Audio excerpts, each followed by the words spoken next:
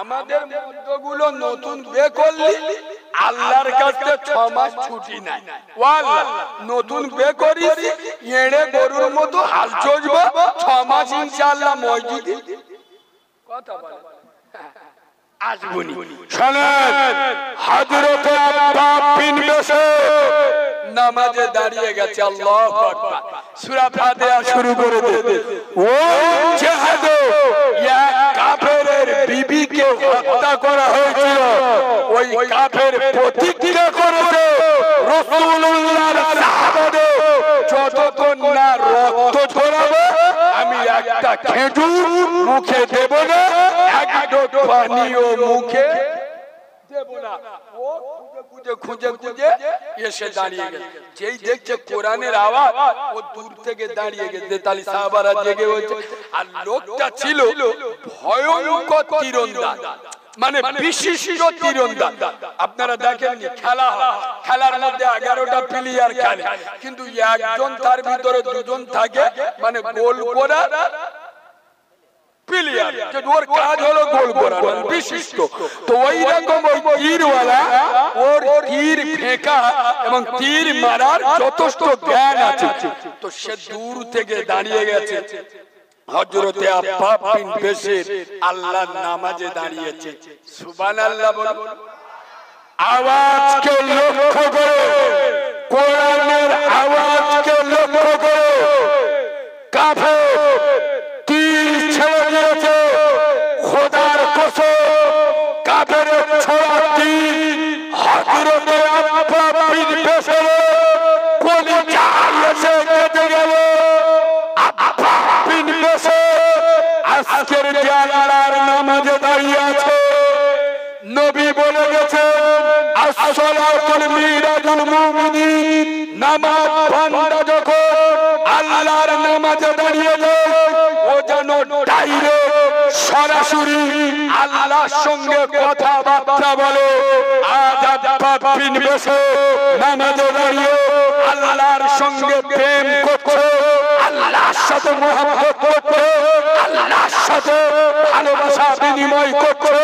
আজ আব্বাস বিন বশর আল্লাহর প্রেমের বহনে পড়ে গেছে। আর আব্বাস বিন বশর কলিজায় এসে তীরটা কেটে গেল। হে বালিপুরের মুসলমান, শুনলে পাগল হয়ে গেল। আব্বাস বিন বশর 1 মিনিটের জন্য, 1 সেকেন্ডের জন্য, 1 মুহূর্তের জন্য নামাজকে ছেড়ে দেয় নাই, কেরাতে পরিবর্তন হয় নাই। আরে এমন কি কাফেরও বুঝতে পারেনি যে আব্বাস বিন বশরের তীরটা লেগে গেছে। সুবহানাল্লাহ বলো। আরে একটু ভালোবাসা দিয়ে সুবহানাল্লাহ বলো। যে সাহাবা হুজুররা বুঝতে পারেনি যে আব্বাস বিন বশরের কলিজায় তীর গেছে। আরেকবার সুবহানাল্লাহ বলো। এ কিরাম নামাজ, ভালো করে শুনে। আমরা নামাজ পড়ি, শালা আমাদের ঘর থেকে ওভাব দূর হয় না। হয় কথা বলেন। আমি নামাজ পড়ি, আমার বিপদ উদ্ধার হয়, তার মানে আমার নামাজ বলো বলো নামাজ হয় না। মাঝে মাঝে মসজিদে গিয়ে দেখি একটু আগে ভাগে উজুকে বসতো, কিছু কিছু মাল আছে গিয়ে নিয়ে দেবে পাখার দিক থেকে আগে বলি আল্লাহ শালা তেরা না এরকম থেকে কিরম নামাজি বুঝতে পারছেন? নামাজ কারে বলে শিখেলা আব্বাস বিন বশরের কাছ থেকে শিখেলা। আর আব্বাস বিন বশর নামাজ শিখেছে কার কাছ থেকে? সুবহানাল্লাহ বলো না। আর একটু ভালোবাসা দিয়ে বলো না। রাসূলুল্লাহ বলেছে বুখারীর হাদিস, সাল্লু কামা রাআইতুমুনি উসাল্লি, নামাজ ওইভাবে পড়ো যেইভাবে আমি রাসূলুল্লাহ আমাকে পড়তে দেখেছো। সুবহানাল্লাহ বলো। আব্বাস বিন বশরের কলিজায় তীর কেটে গেছে আল্লাহর নামাজকে ছেড়ে। কাফের মনে মনে করতে যে অন্ধকারে তীর মেরেছি, আওয়াজ শুনে হয়তো জায়গায় কথা বুঝতে পারছেন। কোরআনের আওয়াজ তো কোন রকম পরিবর্তন হয় না, একভাবে চলছে। তার কাফের মনে মনে করতে তীরটা মেরেছে, হয়তো লক্ষ্য ভ্রষ্ট হয়ে গেছে, ঠিক জায়গায় লাগে না, আবার দ্বিতীয়বার তীর মেরেছে। খোদার কসম আবার এসে আব্বা বিন বেশের কলিজায় তীর গেঁথে গেল। কবার হলো? আব্বা বিন বেশের যেন বাংলা তথা ভারতবর্ষের মুসলমানদের দেখাচ্ছে আল্লাহর প্রেম কারে বলে, নামাজের প্রেম কারে বলে, একত্ববাদের প্রেম কারে বলে। আজ আমি আব্বা বিন বেশের আমার শরীরে এক ফোঁটা ছড়ে দেব যে লাল গোলাপের মতো রক্তবিন্দু চিচিয়া থাকাকালীন আল্লাহর নামাজ থেকে সরে যাব না। পৃথিবীর কোন তীরের জন্ম হয়নি। আজ আমি আব্বা বিন বেশের, আমি যে আল্লাহর প্রেমে আছি, আল্লাহর প্রেম থেকে আমার সরিয়ে দেব। পৃথিবীর কোন খঞ্জরের জন্ম হয়নি। হযরত আব্বা বিন বেশের কেরাম নামাজ পড়ছিলেন, কেরা চালিয়ে যাচ্ছেন। সুবহানাল্লাহ বলে, আয় আয় জোরে সুবহানাল্লাহ বলে। আবার কাফেরটা মনে মনে করছে তা তীর মনে হয় আবার লাগেনি, ফের তৃতীয়বার তীর নিক্ষেপ করে তৃতীয় তীর এসে কলিজায় লাগলো। কটা হলো? কসম খোদা আব্বা বিন বেশের আর বসার ক্ষমতাই নাই, এই ভাই আর দাঁড়ানোর ক্ষমতাই নাই। নামাজ শর্ট করে রুকু করে সিজদা করে সালাম ফিরিয়ে পাশে সাহাবী ও রাসূলুল্লাহর সাহাবাকে হাত ধরে বললেন, ওরে রাসূলুল্লাহর সোনার সাহাবা, তাড়াতাড়ি করে ওঠো, শত্রু আক্রমণ করেছে। আজকে আমাদের কাফেরা বিশ্ব নবী রাসূলুল্লাহ নিজে মওজুদ আছে, শত্রু আক্রমণ করেছে। সব সাহাবারা জেগে উঠলেন। আমার রাসূল আব্বা বিন বেশেরকে আদর করে জড়িয়ে ধরলেন। ওরে আব্বা বিন বেশের, তোর যখন প্রথম খঞ্জরটা লাগলো কেন নামাজ ছেড়ে দিলি না, নামাজকে ভেঙে দিলি না? আব্বা বিন বেশের বলছে, ইয়া রাসূলুল্লাহ, ইয়া হাবিবাল্লাহ, নবী ও নবী, হুজুর আমি আব্বা বিন বেশের, আমি আব্বা বিন বেশের, আমি যখন নামাজ পড়ছিলাম ও নবী, খোলা আসমানের নিচে রাসূলুল্লাহ কদমের তলায়, রাসূলের পায়ের ধারে খোলা আকাশের নিচে আল্লাহর নামে সিজদা দিচ্ছিলাম। যখন আমার গায়ে তীর লেগেছে, ইয়া রাসূলুল্লাহ, আজ আমি নবীর কদমের ধারে আল্লাহর যখন সিজদা দিচ্ছিলাম, এ নামাজে আমি যে মজা পাচ্ছিলাম, এ মজা আমি জীবনে পাই নাই। তো কখন আমার তীর লেগেছে আমি টেরও পাই নাই। সুবহানাল্লাহ, আরে একটু জোরে সুবহানাল্লাহ। এ নামাজ কারে বলে? এ নামাজ কি? আমরা নামাজ অনেকে পড়ি, কিন্তু আমাদের সংসারের অভাব বলো যায় না। কেন? রাসূলুল্লাহর কাছে এক সাহাবা এসে বলছে, হুজুর আর খুব খিদে লেগেছে, আমি খিদের জ্বালা সহ্য করতে পারছি না।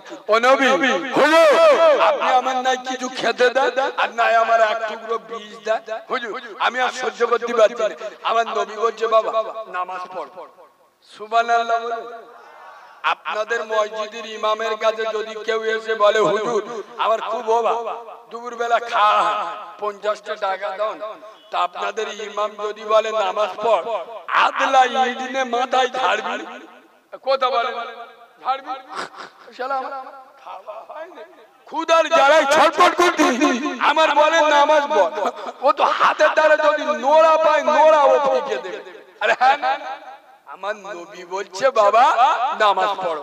সাহাবা গিয়ে নামাজ পড়ছে, কিছুক্ষণ পরে নামাজ পড়েছে, হুজুর আমার খিদে যাচ্ছে, হুজুর আমার খুব কষ্ট হচ্ছে, নবী আমি ক্ষুধার জ্বালায় আর সহ্য করতে পারছি, আপনি নাই আমার কিছু খেতে দেন আর নাই হুজুর আমার একটা বীজ দানের জীবন আমি রাখবো না। আয় আব্বা, আমার মায়ার নবী আবার বলছে, আয় আমার সোনার সাহাবা নামাজ পড়। রসুলের কথা অমান্য করা যাবে? এসে বলতে যে হুজুর হচ্ছে না, ও নবী আমি সহ্য করতে পারছি না। নবী আবার বললেন, বাবা নামাজ পড়। এইবার নামাজ পড়ে এসে বলছে হুজুর সে আমার খিদে মিটে গেছে। সুবহানাল্লাহ বলো। আরে একটু জোরে সুবহানাল্লাহ বলো। আরে নামাজ পড়ো, নামাজের মতো নামাজ পড়ো। আল্লাহর কোরআন বলছে ইন্নাস সালাতা তানহা আনিল ফাহশাই ওয়াল মুনকার।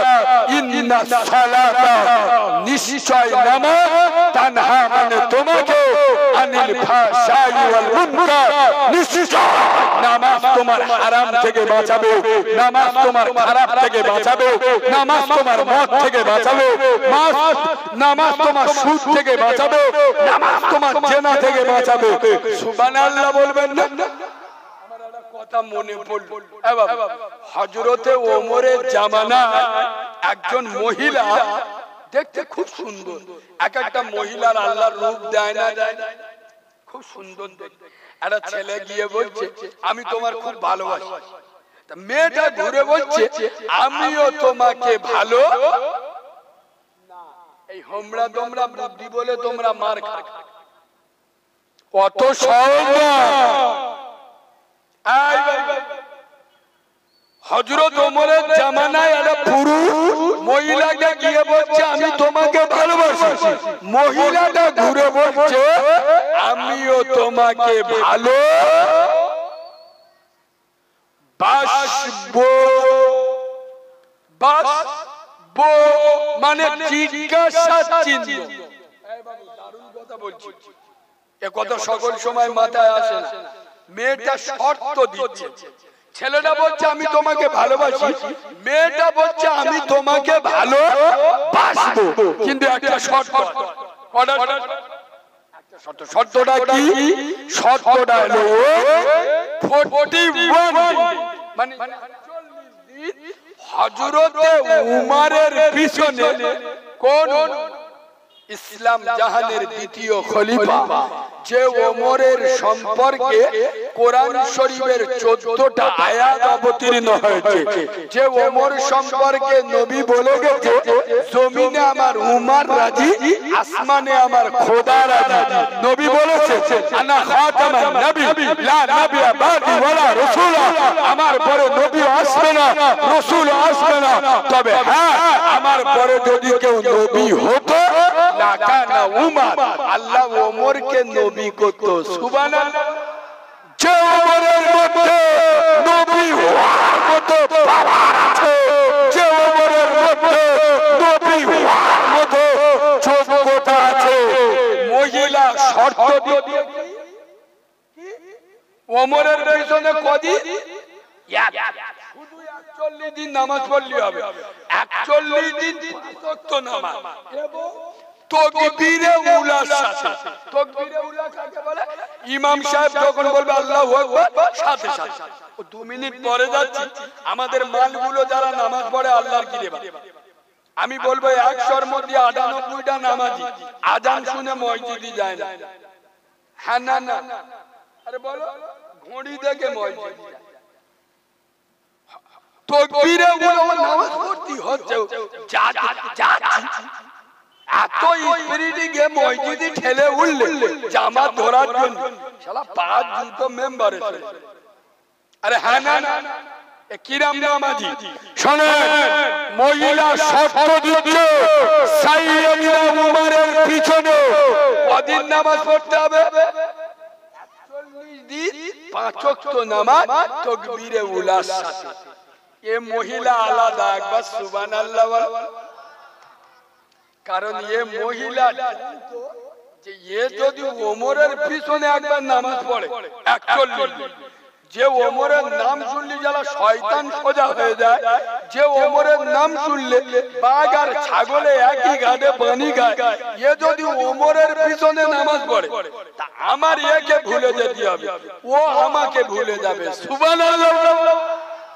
এ মেয়ে আলাদা, আর আমাদের মেয়েরা একটুখানি বলবো, আমাদের মেয়েরা শালা বাপ মাতার ঘাম পায়ে ফেলে, বাপ নিজের রক্ত ঘামানো পয়সা দিয়ে মেয়েকে স্কুল কলেজে পড়ায়, আর মেয়ে বিষ খায় একটা গাঁজা করে জন্য। হ্যাঁ না, হ্যাঁ না না, বিষ খাইনি, কুকুরের গু সরাইশো খেয়ে মরি, শুয়োরের গু খেয়ে মর। যে ছেঁড়া গেঞ্জি পরে জীবন কাটিয়ে দিল, তুমি তার মেয়ে বলেছ এবছর ঈদে আমার একটা ভালো সালোয়ার কামিজ কিনে দিতে হবে। তোমার বাপ গরিব মানুষ, পরের মাঠে কাজ করে, কাজ করতে করতে কোদাল চালাতে চালাতে পাই মেরেছে, আল্লাহ জানে পা ফেটে গেছে।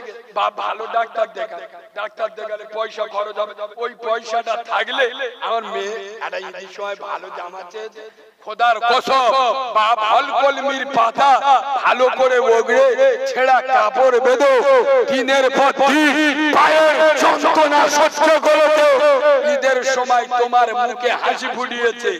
ওই মেয়ে করিমের পাল্লায় পড়ে বিষ খাচ্ছে, কুকুরের মুখে মর, 250 শুয়োরের মুখা তোকে নজর কবে হবে? এই বাবু, যারা বাম্মার অবাধ্য হয়ে বিয়ে করে, আমি নবীর মেম্বারে বসে বলছি, ওদের বিয়ে কবুল হয় না। এদের নসিবে কপালে কামড়াবে। যে খোদার কসম, এই বাবু আমার মতো অনাথ এখানে নেই। মা কি জিনিস আর মায়ের ভালোবাসা কি আমার থেকে বেশি আপনারা বুঝবেন না। পৃথিবীর সমস্ত ভালোবাসার স্বার্থ আছে, খোদার কসম একমাত্র ভালোবাসা যার কোনো স্বার্থ নাই, সেটা হলো মায়ের ভালোবাসা। সুবহানাল্লাহ বলো। আমি তো জন্মের পরে আমার মাকে হারিয়েছি। আমি পৃথিবীতে এসেছি, আমার মা 30-40 সেকেন্ড বেঁচেছিল, আমার মা মরে গেছে। আমি জীবনে আমার মাকে দেখি, আমার মাও আমাকে দেখেন। খোদার কসম মার কোল কি জিনিস আমি জানি না। আমার জীবনে কোনোদিন একবারও আমার মায়ের কথা মনে পড়ে না। কি করে মনে পড়ে? আর আমি জীবনে দেখেছি তার কোলে উঠি, তা মনে পড়বে কি? কসম খোদা। কিন্তু একটা সময় মনে পড়ে, যখন আমি জলসায় বেরোই না, আজ যদি আমার জান্নাত বেঁচে থাকতো, আমি আসার সময় বলতাম, মা আমি তোর বাচ্চা, আজকের চন্দনেশ্বরে জলসায় যাচ্ছি, আমার জান্নাত আমার জন্য দোয়া করতো। খোদার কসম আমার মৃত্যুটা যদি কুকুর মাদরের মতো রাস্তায় হতো, মায়ের বলার কারণে আল্লাহ আমার মৃত্যুটা শহীদের খাতায় তুলে দিত। যারা মায়ের ভালোবাসার কোনো দাম নাই, যে সমস্ত মুসলমানের চারা ছানিরা ভালোবাসার নামে মায়ের ভালোবাসার দাম দাও না, বাপের ভালোবাসার দাম দাও না, বাপ মায়ের মর্যাদা রাখো না, তোদের কপালে বিনা মেঘে বজ্রাঘাত করবো লিখলো, জীবনে সুখী হবি না। একদিন দুদিন এক মাস 2 মাস 10 মাস 10 দিন পেটে রেখে ছটফট করলো, যে মা তোমার আমার মুখে হাসি ফোটাবার জন্য তার 10 শাড়ি রক্তের বন্যা বইয়ে দিল। তোমার আমার মা 32টা নারী ছিল, জন্ম দিল। সেই মায়ের ভালোবাসা থেকে দুদিনের পরে ছেলের ভালোবাসার দাম তোর কাছে বেশি হয়ে গেল। আরে তুই প্রকৃত উম্মতে মুহাম্মাদি হওয়া যোগ্যতা তোর ভিতরে। এবার আরেকটা কথা বলছি, শুনে আমি ওমরের কথা বলবো, অসুবিধা হচ্ছে? না আবার তো আমার উপর রেগে যাওয়া, আবার একটু খুশি হওয়া, আবার কিছু কিছু ছেলে আছে দেখবেন গ্রামেও আছে, আপনাদের গ্রামেও আছে, ভালো লেখাপড়া করে, ভালো গ্রামের লোক ভালোবাসে, যেটু লেখাপড়া করে, যারা আদর্শ ভালো, গ্রামের লোক ভালোবাসে না, তা সকলে হেল্প করে, ভালোবাসে। মাল যখন বড় হবে, একটা চাকরি যদি পেয়ে যায়, আলহামদুলিল্লাহ। একটা ষাঁড়ের মতো বে করলো, ওর বউ এসে বললেই যায়, বাচ্চা এখন পেটে আসে, তার আগে মদ্দর বলতে যাই, দেখ এ পরিবেশে বাচ্চা মানুষ হবে, এ ষাঁড় বলতে যায়, হ্যাঁ হ্যাঁ তুমি ঠিক বলো, আরে এ পরিবেশ খারাপ হয়ে গেল। যে পরিবেশে তুই জন্ম হলি, যে পরিবেশে বড় হলি, যে পরিবেশে শিক্ষিত হলি, যে পরিবেশে চাকরি পেলি, আজকের ষাঁড়ের মতো মেয়ে যাদবপুরে ঘর ভাড়া করো, তার মানে কি বলেন? পরিবেশ পরিবেশ খারাপ নিচে গোদা। তার মানে ও যে ষাঁড়টা এনেছে ও তো গ্রামের ভিতরে প্যান্ট শার্ট পরে বেরোতে পারবি না। গ্রামে পাড়ার ভিতরে প্যান্ট শার্ট পরে বেরোলে তো কুকুর ডাকবে। একদিন প্যান্ট শার্ট পরে বেরোলে কুকুর তো খুব ডাকা ডাকতে, ওর মধ্যলোকের বলতে থাক কুকুর এরম ডাকতে, ও তো বুঝতে পারে না কুকুর। তার মানে জিজ্ঞেস করতে আরে এ কি পড়িছি কি কি? আরে পাড়ার কুকুররা কোনোদিন মেয়েদের প্যান্ট শার্টের প্যান্ট পরে টাইট টাইট গেঞ্জি পরেছে, এ তো পাড়ার কুকুর। জীবনে দেখেন ওই জন্য ডাকেন জিজ্ঞেস করতে কি পড়ি এটা কি এটা কি? এরা মনে মনে করতে শহরে কি কুকুর নেই? শহরে কুকুর আছে। শহরের মেয়েরা কি প্যান্ট শার্ট পরে না? তা ওরা ডাকে না। আর শহরের কুকুর তো মজা লাগে। শহরের কুকুর তো সবসময় কোলে কোলে থাকে। কথা আরে কোলে থাকে না, গ্রামের কুকুরকে কেউ কোলে না, জিজ্ঞেস করে। তবে এখানকে আপনাদের একটা শিক্ষা নিয়ে কথা বলবো।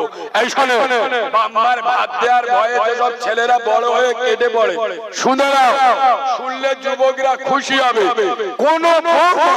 কোন মহিলা বিয়ের পরে শ্বশুর শাশুড়ি খিদমত করা ওর জন্য অপরিহার্য। নতুন কথা বলছি, কোন বৌমা শ্বশুর শাশুড়িকে খিদমত করা এর হক নয়, এর দায়িত্ব নয়। আরেকবার বলছি, ভালো করে শুনুন, কাল সকালে পেটাপেটি করবেন না। কোন বৌমার দায়িত্ব এটা নয়, কোন বৌমার এটা হক নয় যে শ্বশুর শাশুড়ির খেদমত করবে। তবে হ্যাঁ, কিন্তু কোন মহিলা যদি, কোন বৌমা যদি তার শ্বশুর শাশুড়িকে খেদমত করে, আমার আল্লাহ তার দয়ার জান্নাতে জায়গা করে দেবে। সুবহানাল্লাহ। রাসূলুল্লাহ বলে গেছে, দুনিয়াতে যদি জান্নাতি মহিলা দেখতে চাও, ওই মহিলা হলো মহিলা যে শ্বশুর শাশুড়ির খেদমত করে। সুবহানাল্লাহ। দুনিয়ায় ওই সমস্ত মহিলারা হলো জান্নাতি মহিলা যারা শ্বশুর শাশুড়ির খেদমত করে। হ্যাঁ, কোন বউ যদি মনে মনে করে আমার জান্নাতে অত আরামের দরকার নেই, আমার অত আরাম সহ্য হবে না, তার মানে কি শরীর যত ভালো খোরাক দেয় আর যত ভালো জায়গা শুষি দেয় এসি ঘরে ও শালা। আরে হ্যাঁ না, যদি কেউ ওরা মনে মনে ভাবে আমার জান্নাত দরকার তার শ্বশুর শাশুড়ির উপরে মোস্তানি দিও, আগিয়ে চলে। হযরত ওমর, সাইয়্যিদনা ওমর, খাত্তাবের বাবা ওমর, উমরের পিছনে একদিন দুদিন 40 দিন তাকবীরে উলার সঙ্গে যুবক নামাজ পড়লেন। সুবহানাল্লাহ। 41 দিন পরে যুবক ছেলেটা, 41 দিন পরে যুবক ছেলেটা রাস্তা দিয়ে হেঁটে হেঁটে যাচ্ছে, আর ওই মেয়েটা রাস্তা দিয়ে হেঁটে হেঁটে আসছে। মেয়েটা বলে, দাঁড়া, নামাজে কাজ হয়েছে কি দেখি। মেয়েটা আর একটু জোরে জোরে ওর সামনের দিকে হেঁটে হেঁটে যাচ্ছে। কসম খোদা, কাছাকাছি এসছে, ছেলেটা মুখটা ফিরিয়ে নিয়েছে। সুবহানাল্লাহ বলে। এটাই হলো নামাজের পাওয়ার। আমি আমার যুবক ভাইদের, আমি আমার জওয়ান ভাইদের, আমি আমার তরুণ ভাইদের, আমি আমার বয়স্ক বাবাদের, আমি আমার সোনামণি বাবুদের দুটো পায়ে ধরে বলে যাচ্ছি, খোদার কসম, জীবনে যদি বড় হতে চাও, অভাব দূর করতে চাও, বিপদ থেকে মুক্তি পেতে চাও, জান্নাতে যেতে চাও, কামিয়াবি হতে চাও, আল্লাহর ঘরে চলে যাও, পাঁচ ওয়াক্ত নামাজ পড়ো। রাসূলুল্লাহ বলেছে, আফজালু ইবাদাতি সালাত, সমস্ত ইবাদতের মাথা হলো, জোরে বলো, নামাজ। যার ভিতরে নামাজ নেই তার ভিতরে বেনামাজির কোন আমল আল্লাহর দরবারে কবুল, জোরে বলো, যত বড় ইবাদত করে রসুল বলে যাচ্ছে, রসুলের কথা মিথ্যা হবে? জোরে বলেন হবে? রসুল বলছেন বেনামাজির দোয়া আল্লাহর দরবারে কবুল হবে না। খোদার কসম মদিনার পার্লামেন্টে দাঁড়িয়ে বিশ্বনবী বলেছেন মান তারাকা সালাত মুতাআম্মিদান ফাকাদ কাফার। যারা ইচ্ছা করে নামাজকে ছেড়ে দিল, নামাজকে ইনকার করলো, ওরা কাফের হয়ে গেল। যারা ইচ্ছা করে নামাজ ছেড়ে দিল তারা কি হয়ে গেল? কাফের হয়ে গেল। নামাজকে ইনকার করলো। বুকে হাত দিয়ে বলো আল্লাহর কোরআন বলেছেন ইয়া আইয়ুহাল্লাযীনা আমানু দুখুলু ফিস-সিলমি কাফা। হে পরিপূর্ণ মুসলমানরা, তোমরা ইসলামের বলে পুরোপুরি দাখিল হয়ে যাও। ওয়ালা তাত্তাবিউ খুতুওয়াতিশ শাইতান। শয়তানের ওয়াসওয়াসাতে পড়ো না, শয়তানের ধোঁকায় পড়ো না। নিশ্চয় শয়তান হলো তোমাদের চির দুশমন, চির শত্রু। তুমি নামাজের দিকে যাবে, শয়তান তোমার ধোঁকা দেবে। যুবক ছেলে, এখন নামাজ পড়ার অনেক সময় বাকি আছে, শয়তান তোমার ইনজেকশন দেবে, ধোঁকা দেবে। আল্লাহ বলছে ওয়ালা তাত্তাবিউ খুতুওয়াতিশ শাইতান। শয়তানের ওয়াসওয়াসাতে পড়ো না। যে মুসলিম জাতি ফজরের আযানে যাদের ঘুম ভাঙে না, যে জাতির ঘুম ভাঙে বেলা 8টার সময়, তাই এ জাতি মার খাবে না। তা পৃথিবীর কোন জাতি মার খাবে? আমি বালিপুরের যুবক জওয়ানদের বলে যাব, বালিপুরের তরুণ রবীন্দ্রদের বলে যাব, বালিপুরের সোনার বাবাজিদেরকে দুটো পায়ে ধরে বলে যাব, যেখানে যান চাই করে নামাজ পড়ো। বিশ্বনবী বলেছেন আসসালাতু ইমাদুদ্দিন। নামাজ হলো ইসলামের খুঁটি। যারা নামাজ ছেড়ে দিল ওরা আমার ইসলামের খুঁটিটা ভেঙে দিল। একবার দরুদ শরীফ আল্লাহ।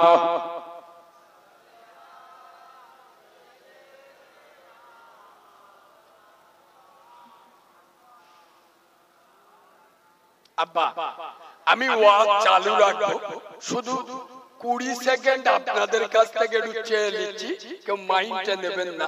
আমি একটা অনাথ বাচ্চা, আমি একটা কিতাব লিখেছি, আমার নিজের লেখা, খুব কষ্ট করে রোজার মাস। আপনারা চার দোকানে বসে দুটো চা আর দুটো বিমল খেয়ে থুতু ফেলে দিলে 30 টাকা। আপনি মনে করবেন একটা এতিম বাচ্চা 30 টাকা খেতে দিয়ে।